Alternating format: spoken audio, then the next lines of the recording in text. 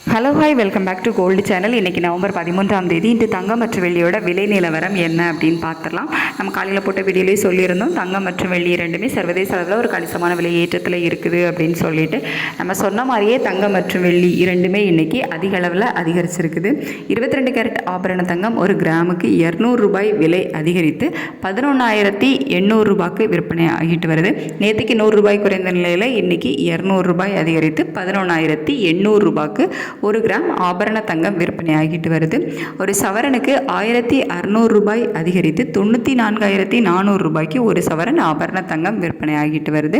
வெள்ளியோட விலை ஒரு கிராமுக்கு 9 ரூபாய் அதிகரித்து 182 ரூபாய்க்கு ஒரு கிராம் வெள்ளி விற்பனை ஆகிட்டு வருது. ஸோ தங்கம் மற்றும் வெள்ளி இரண்டுமே இன்று கணிசமான அளவில் விலை அதிகரிச்சிருக்குது. ஒரு 2 வாரமாக நமக்கு ஒரு மிதமான அளவிலே தான் இருந்துட்டு இருந்துச்சு. ஆனால் இப்போ மறுபடியும் ஹை ஸ்பீடில் விலை அதிகரிக்க ஆரம்பிச்சிருக்குது. 13/11/2025 இன்று தங்கம் ஒரு கிராம் 22 கேரட் ஆபரண தங்கம் ஒரு கிராம் 11,800 ரூபாய்க்கும் ஒரு சவரன் 94,400 ரூபாய்க்கும் வெள்ளி ஒரு கிராம் 182 ரூபாய்க்கும் விற்பனையாகும்.